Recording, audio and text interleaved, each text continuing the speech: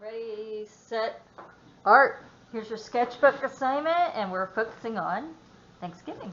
So you're going to see a slice of pumpkin pie, corn, and 2 turkeys, one cooked, one not. This one's good because if you plan on doing the extra credit assignment, it'll help you later in sketching. So the extra credit one, which I'll show in a later video, this is the painted version. You could also do pastel, and then I have a sculpture one as well that you can choose. So let's get started, right? So I'm going to start with the pumpkin pie. And the first thing I need to do is draw the ellipse, which we've had practice with before.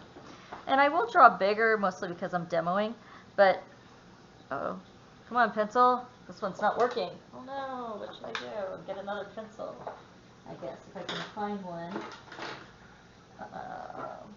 Darn, I'm sorry to make you wait.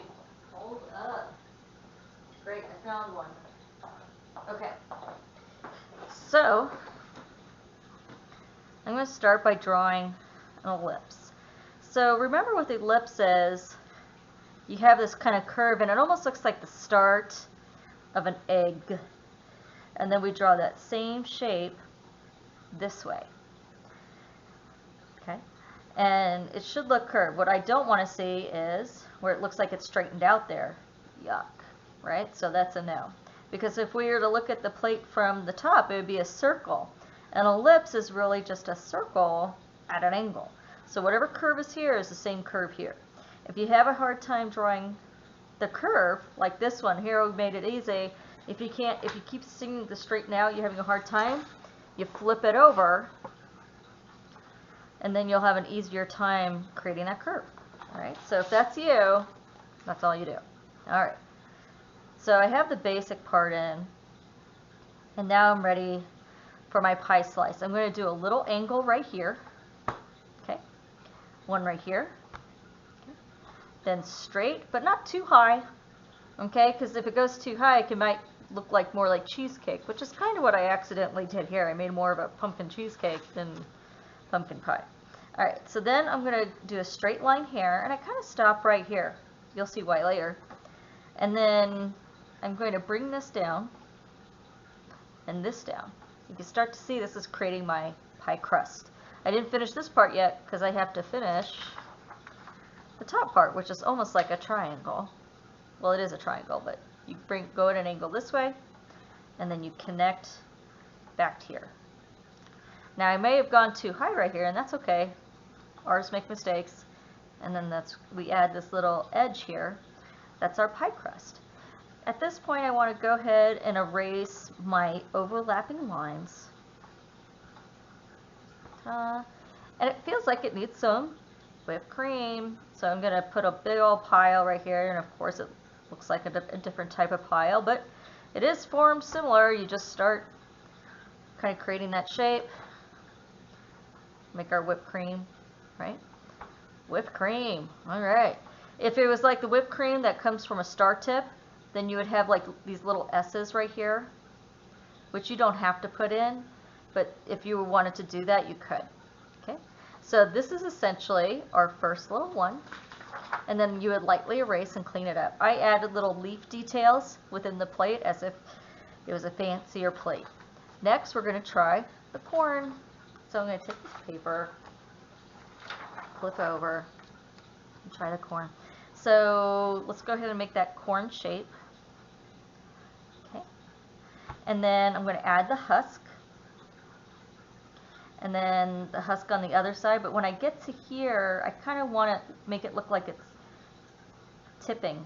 So I add this little box-like shape right there, and then you add that triangular shape as if it's been bent right there. Okay, I'm going to erase my overlapping lines. I'm also going to add that base that we see with corn. See that? Husk lines. If you're familiar with tamales, you know that these are used later. They're dried and then used to wrap tamales and steam it. Okay, so now we have our corns. How do we shape our kernels? We want to shape it in a way that actually looks like real corn. So I'm going to put some guidelines in. Line here, one in the middle, and then curving this way. See how it curves I'll do it again so that you can see. I think we'll add it, make this a little longer. Okay. So I'm going to start, maybe to make it easier, I'll start in the middle, just like that.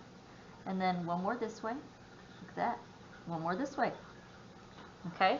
And then going this way, instead of just doing straight lines as a grid, I'm going to curve it. Why? Because corn is spherical, right?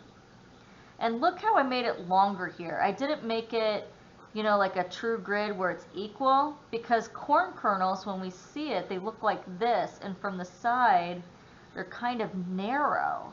So we want to make them actually, we kind of space this longer than it is. That way, as we put the little round parts in, it would be like how a corn kernel is. Okay? And you would keep going and keep going and keep going until you're done. And that's our corn. Next, we're going to make the cooked turkey. Let's do that. Okay. In this case, we need to start with our axis line to get the shape just right. This is an axis line. In general, it's the middle part of the body. All right? Not always, but sometimes. And in this case, it follows the spine. So I'm going to put that right there. So I go up and then over. Okay? And now I'm ready to kind of shape the turkey that way. See how kind of, instead of a perfect curve, it kind of goes up this way and then curves this way. And then goes this way. And then, as you know, there's this cavity right here. That's what they call it. A little cavity there that we stuff the bird with. Okay. Now the drumstick. Let's get that in. Okay. Erase my overlapping line. A lot of times when we cook a turkey, we try to tie the leg. So often this is tied ahead of time, and then we untie it when it comes out. So a lot of times when we see a cooked turkey, they're actually angled in, even though normally it would not be that way. So, but we're going to do it here because that's how it looks like when it comes out. So it's curving it. All right. Let's do the wing. So it starts with this part, and then it goes this way, and it's kind of pointy, like a little elbow. There's a little spike right there, and then this part. Yum. Now, I like a good smoked turkey wing. I buy it and I use it in stews. Okay, so now we have this main part, and we're going to add some little dots here and there, kind of randomly though. And if you're thinking, what's that for? Well, that's because turkeys, starting out, have feathers, and when you go to pluck the feathers, and you look at the skin, there's these like little cut dimples into the turkey where the feathers used to be. So we're going to add these little dimples. I'm going to add the skin here. Okay. All right. So we have this part. I want to add some dressing to it. Now, traditionally, there's all sorts of things that you could put on the sides of a turkey. I like orange slices. Orange slices. Maybe there's one like this, right? That was underneath. Another one here. I like adding orange slices. I'm going to add the rind now. A little bit of the rind. And then the segments. See how I do those segments? I'm not doing it like this because we know that it has kind of these segments. So you actually kind of shape it like this, right? Shape the segments. Yes. I love oranges for a turkey. In fact, my turkey, I do a chipotle orange scented turkey. That's what I like to do. Okay, so there's that part. A lot of times people add lettuce. I'm not going to do that. I'm going to add rosemary.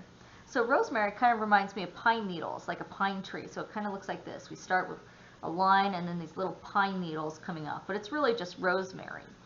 Rosemary is another popular thing around Thanksgiving, right? Has that beautiful smell, especially for beef. I like it for beef too. All right, so rosemary sprigs. Almost there. Making this turkey look fancy. Okay, now it has to be on a platter, and as we know, platters start as a circle, and when we see it as an angle, it's an ellipse. So I'm creating this ellipse-like shape going around. And then the rim, or the lip. Okay. And now we have, if you clean it up a little nicer, it comes out like this. Now we're ready for the turkey. Yay, the turkey.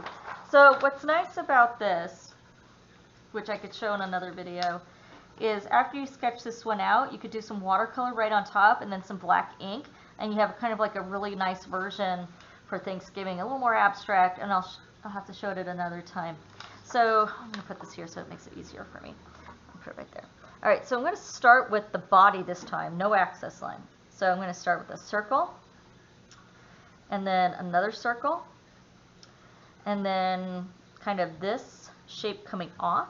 That's the feathers, the back feathers. Then this shape. I'm going to angle my pencil for that wing. See that? Create this shape, then this shape, and then this shape. I know, I'm going fast, but you could always pause, right? Then from there, that long neck, and another circle, that small little beak, that crazy little thing that comes off of it. And they actually have this another thing coming right here. It's like another feather set. I'm going to continue the tummy area, angle for the legs, and we have our basis to start the detailing. Let's do that. I'm going to make this shape a little better. Bring in the jaw. I'm not going to do the whole thing because we already have one right here, but I kind of want to at least get you started.